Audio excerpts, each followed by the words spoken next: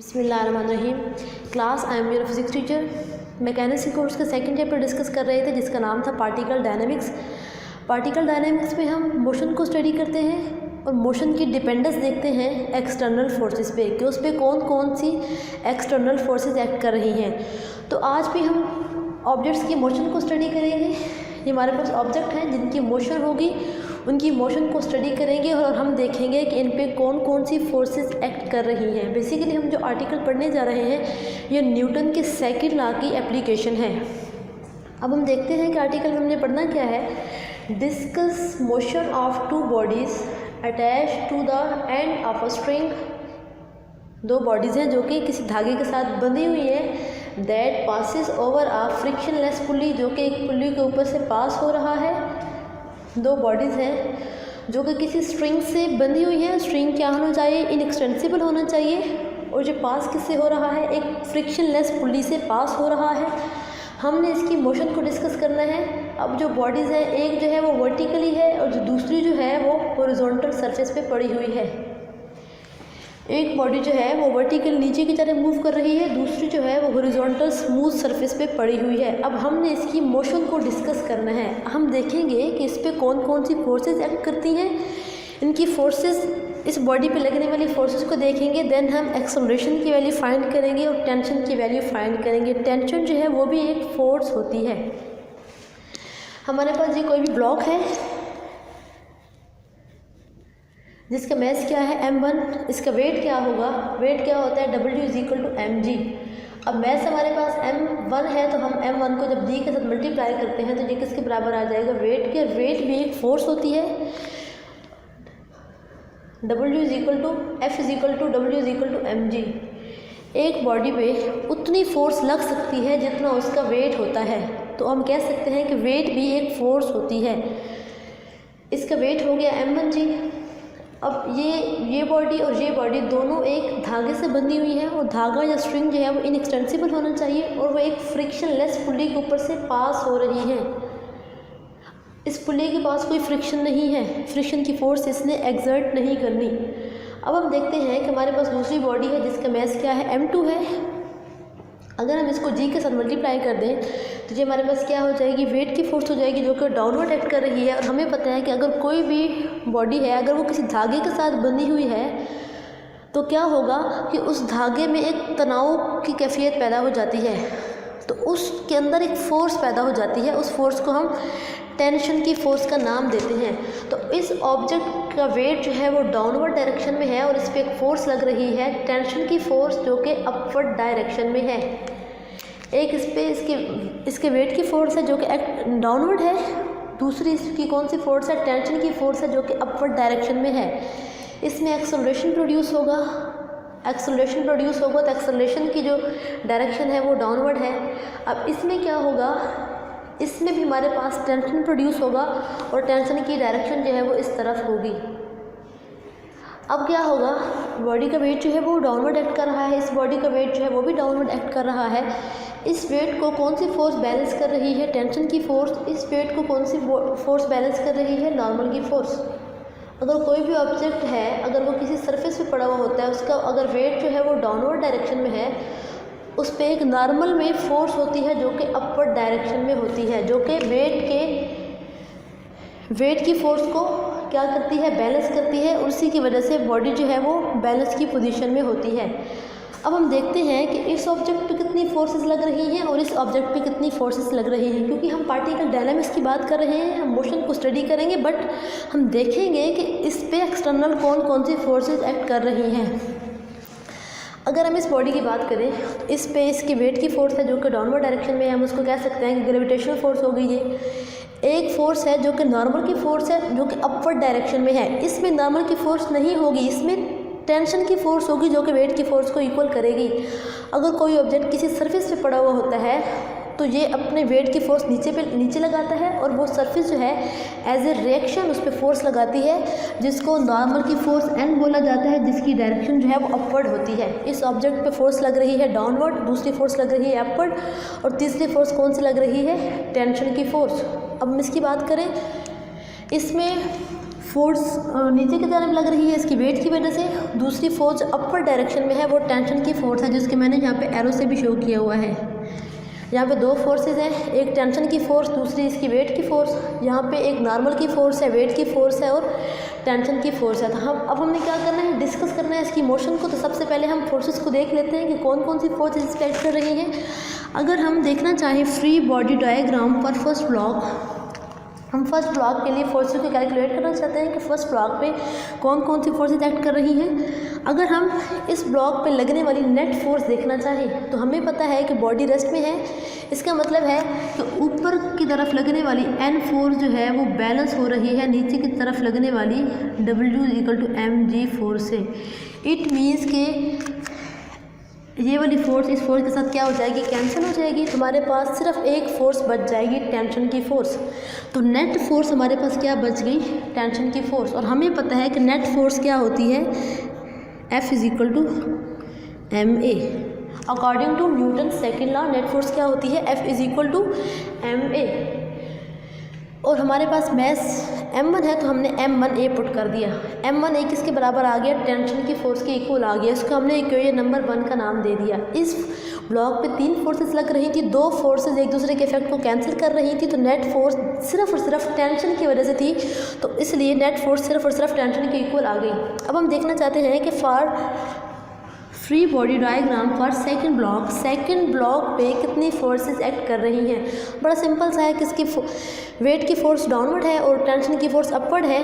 तो अब हम इस पे नेट फोर्स देखना चाहते हैं। हमारे पास नेट फोर्स किसके बराबर आ जाएगी।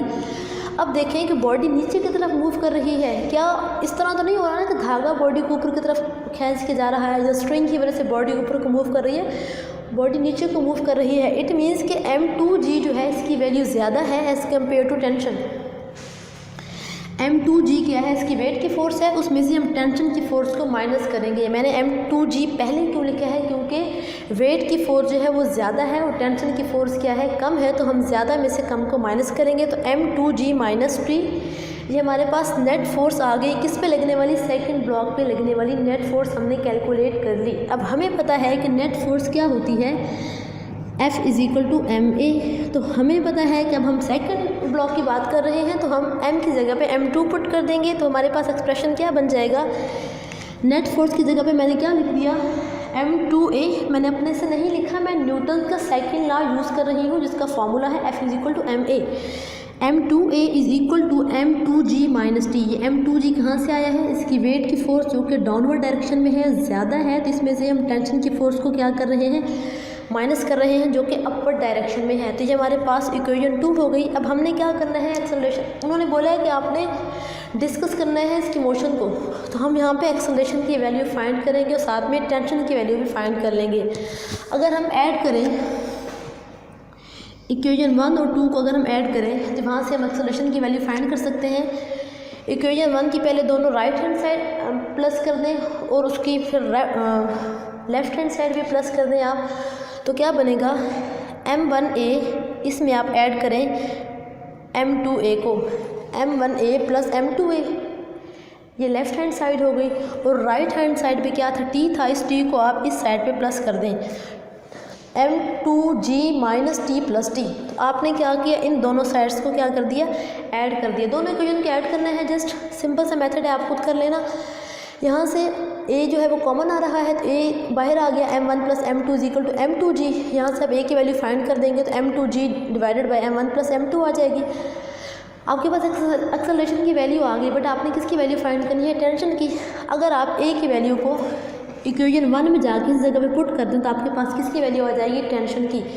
तो आप इस एक्सप्रेशन में से जो a की वैल्यू निकली है इसको पुट कर सकते हैं इन इक्वेशन 1। इसको पुट करेंगे इक्वेशन 1 में, m1 के साथ मल्टीप्लाई करेंगे तो आपके पास टेंशन की वैल्यू आ जाएगी। ये हमारे पास ये जो वैल्यू लिखी हुई है ये किसकी है, एक्सेलरेशन की है। ये एक्सेलरेशन की वैल्यू लिखी, इसको m1 के साथ मल्टीप्लाई करें तो आपके पास एक्सप्रेशन में क्या आता है, t m1 m2 divided by m1 plus m2, साथ में क्या मल्टीप्लाई हो रहा है जी, हमने क्या किया, हमने इसकी मोशन को डिस्कस कर लिया कि किस तरह से कितनी फोर्सेस इस पे एक्ट कर रही हैं और वो फोर्सेस किस तरह से बैलेंस हो रही हैं। क्योंकि हम पार्टिकल डायनेमिक्स की बात कर रहे हैं, जब भी ऑब्जेक्ट मूव करेगा तो हम उस पर लगने वाली सारी की सारी फोर्सेस के जो इफ़ेक्ट्स हैं उनको इक्वल करेंगे, बैलेंस करेंगे, जो कैंसिल हो जाएंगे उनको कैंसिल कर देंगे और हम एक्सेलरेशन की और टेंशन की वैल्यू फाइंड कर लेंगे। हम फिर एक सिनेरियो डिस्कस करने जा रहे हैं जिसमें हमने मोशन को डिस्कस करना है। अब सिनेरियो थोड़ा सा चेंज है कि ऑब्जेक्ट्स को किसी डिफरेंट पोजीशन पे प्लेस किया गया है और अब हमने बताना है कि उस पर कौन कौन सी फोर्सेस एक्ट कर रही हैं और उसकी मोशन को हमने डिस्कस करना है। Discuss vertical motion of two bodies attached to the end of a string that passes over a frictionless pulley. दो मैसेज हैं जिनको हमने धागे के साथ बांधा हुआ है और इनको एक पुल्ली के ऊपर से गुजारा हुआ है और जो पुल्ली होनी चाहिए फ्रिक्शनलेस और जो हमारे पास स्ट्रिंग है वो इनएक्सटेंसिबल स्ट्रिंग होना चाहिए।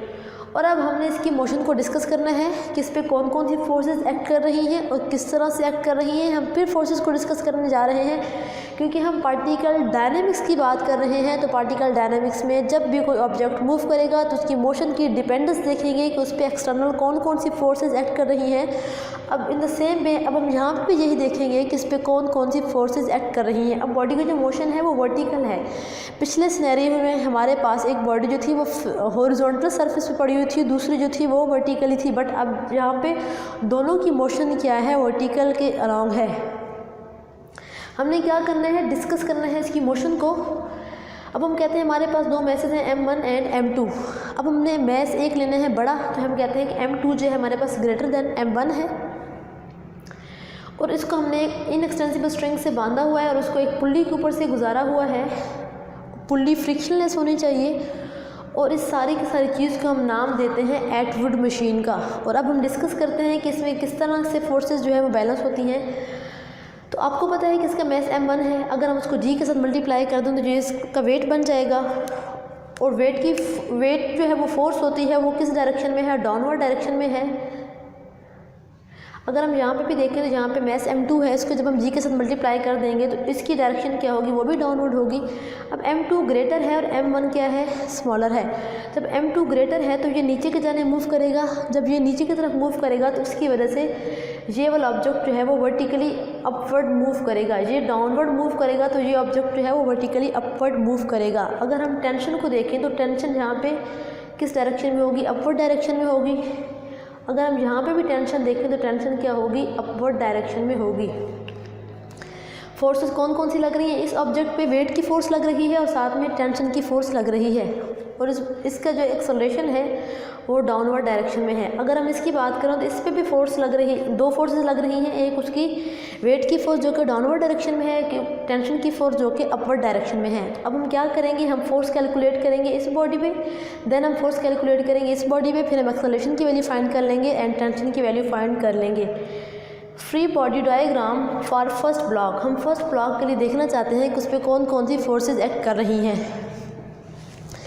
इसकी वेट की फोर्स डाउनवर्ड डायरेक्शन में है, टेंशन की फोर्स अपवर्ड डायरेक्शन में है। तो अब हम देखते हैं कि टेंशन की फोर्स ज़्यादा है किसकी फोर्स से, वेट की फोर्स से, क्योंकि ऑब्जेक्ट जो है हमारे पास ऊपर मूव करके जा रहा है। ऑब्जेक्ट ऊपर मूव कर रहा है, इसका मतलब है कि वेट की फोर्स जो है वो कम है और टेंशन की फोर्स ज़्यादा है जो कि उसको ऊपर लेके जा रही है। अब यहाँ पे हम इस पे लगने वाली नेट फोर्स फाइंड करेंगे। नेट फोर्स इक्वल टू, अब इस पे दो फोर्सेस लग रही हैं, टेंशन की और इस पे वेट की फोर्स लग रही है। तो टेंशन की फोर्स जो है वो ग्रेटर है तो उसका मैं पहले लिखूंगी और उसमें से वेट की फोर्स को मैं क्या कर दूंगी, माइनस कर दूंगी। अब देखिए टेंशन की फोर्स ग्रेटर है तो मैंने उसको पहले लिख दिया, T माइनस M1G। M1G क्या है, इस ऑब्जेक्ट का वेट है। वेट क्या होता है, फोर्स होती है। किसी ऑब्जेक्ट का जितना ज़्यादा मैस होता है उस पर उतनी ही फोर्स ऑफ ग्रेविटी एक्ट करती है। तो हम कहते हैं F is equal to W is equal to mg। तो हम कह सकते हैं कि वेट भी एक फोर्स है और टेंशन भी एक फोर्स है। टेंशन की क्वांटिटी ज़्यादा थी, टेंशन ज़्यादा थी तो हमने उसको पहले लिख दिया T माइनस M1G। अब हमारे पास ये एक्सप्रेशन बन गया। अच्छा, नेट फोर्स क्या होती है according to Newton second law, F is equal to MA। और यहाँ पे मैस क्या है, हमारे पास M1 है तो हमने उसका M1A लिख दिया, T माइनस M1G। ये हमारे पास नेट फोर्स की वैल्यू आ गई। अब ये किस पे लग रही है नेट फोर्स, ब्लॉक 1 पे लगने वाली नेट फोर्स हमने फाइंड कर ली। बड़ा सिंपल सा कॉन्सेप्ट था कि इस पे दो फोर्सेज एक्ट कर रही थी, एक डाउनवर्ड और एक अपवर्ड। मैंने किसको पहले रखा, टी को पहले रखा, क्योंकि टेंशन की फोर्स ज़्यादा थी, वेट की फोर्स कम थी और नेट फोर्स हमारे पास m1a के इक्वल होती है। अब हम देखते हैं कि इस ऑब्जेक्ट पे कितनी फोर्सेस लग रही हैं। m2 हैवी है, नीचे की तरफ आ रहा है और टेंशन की फोर्स उसको ऊपर की तरफ खींच रही है, बट टेंशन की फोर्स इतनी सफिशिएंट नहीं है कि वो उसको ऊपर ले जाए, तो वेट की फोर्स ज़्यादा है जो कि उसको नीचे ले आती है। तो इस सूरत में आपने याद रखना है कि वेट की फोर्स ज़्यादा है और टेंशन की फोर्स कम है। इन दोनों बॉक्स पे सिर्फ दो फोर्सेस एक्ट कर रही हैं, एक वेट की फोर्स जो कि डाउनवर्ड डायरेक्शन में है और दूसरी टेंशन की फोर्स जो कि अपवर्ड डायरेक्शन में है। अब हम फ्री बॉडी डायग्राम हम फोर्स फाइंड करेंगे फॉर सेकंड ब्लॉक। तो हमारे पास नेट फोर्स क्या आ जाएगी, net force is equal to m2g minus T. मैंने m2 पहले क्यों लिखा, क्योंकि m2 की क्वांटिटी ज़्यादा थी, फोर्स ऑफ वो फोर्स जो कि उसको नीचे पुल कर रही थी वो ज़्यादा थी, उसमें से मैंने टेंशन को माइनस करना है, तो m2g माइनस टी। तो नेट फोर्स क्या होती है, अगेन एंड अगेन मैं बता रही हूँ कि नेट फोर्स क्या होती है, F is equal to ma। तो यहाँ पे मैथ्स हमारे पास 2 है, m2 है तो हम यहाँ पे m2a लिख देंगे, m2g माइनस टी। ये हमारे पास एक्सप्रेशन आ गया।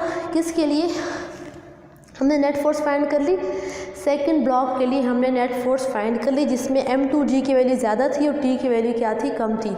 ये हमारे पास एक्सप्रेशन आ गया, उसके हमने इक्वेशन नंबर 2 का नाम दे दिया। अब हमने क्या करना है, अब मैंने कैलकुलेशन खुद नहीं की, आपको खुद करनी है ये कैलकुलेशन और देन आपने मुझे इन्फॉर्म करना है कि आपसे ये कैलकुलेशन हो गई थी या नहीं हो गई थी। आपने क्या करना है, इसको इक्वेशन नंबर 1 का नाम दिया, इसको इक्वेशन नंबर 2 का नाम दिया। आपने ऐड करना है इक्वेशन 1 को इक्वेशन 2 को और फिर आपने सिंप्लीफाई करना है। सिंप्लीफाई करने के बाद आपके पास एक्सेलरेशन की वैल्यू आ जानी है, जो कि क्या आती है m2 minus m1 divided by m1 plus m2 into g. बड़ा सिंपल सा काम है, जस्ट आपने इक्वेशन 1 को और इक्वेशन 2 को ऐड करना है। ऐड किस तरह से करना है, लेफ्ट हैंड साइड में ऐड कर दें और राइट हैंड साइड में ऐड कर दें। जो चीज़ कॉमन आती है उसको कॉमन लेके, जो चीज़ कैंसिल होती है कैंसिल करके आप एक्सेलरेशन की वैल्यू फाइंड कर देना। इसके बाद आपने टेंशन की वैल्यू फाइंड करनी है, तो उसके लिए आपने क्या करना है, इक्वेशन 1 और 2 को क्या कर देना है, डिवाइड कर देना है। जब इक्वेशन 1 एंड 2 को आप डिवाइड करेंगे तो आपके पास टेंशन की वैल्यू आ जाएगी। हमने क्या किया है, हमने अब ऑब्जेक्ट्स की मोशन को डिस्कस किए हैं, बट उनकी ऑब्जेक्ट की जो मोशन थी अब वो वर्टिकल थी और m2 क्या था, ग्रेटर था। तो अब हम देखना चाहते हैं कि इन पे नेट फोर्सेस कौन कौन से एक्ट कर रही हैं। हमने नेट फोर्सेस को कैलकुलेट कर लिया फ्रॉम इक्वेशन 1 एंड 2, देन हमने 1 और 2 को ऐड किया तो एक्सेलरेशन की वैल्यू आ जाएगी। अगर हम 1 और 2 को डिवाइड करेंगे तो हमारे पास टेंशन की वैल्यू आ जाएगी। तो इस तरह से हमने दो ऑब्जेक्ट्स पे लगने वाली फोर्सेस को निकाल लिया कि उस पर कौन कौन सी फोर्सेस लग रही हैं, कि इसकी मोशन हो रही है, इसकी भी मोशन हो रही है और उसकी मोशन की डिपेंडेंस किन किन फोर्सेस पे है। हम वही चीज़ें कैलकुलेट कर रहे हैं कि इनकी मोशन की डिपेंडेंस किन किन फोर्सेस पे है। तो हम देखते हैं कि नेट फोर्स आ जाती है इसमें और ग्रेविटी की फोर्स आ जाती है इसमें और टेंशन की फोर्स आ जाती है।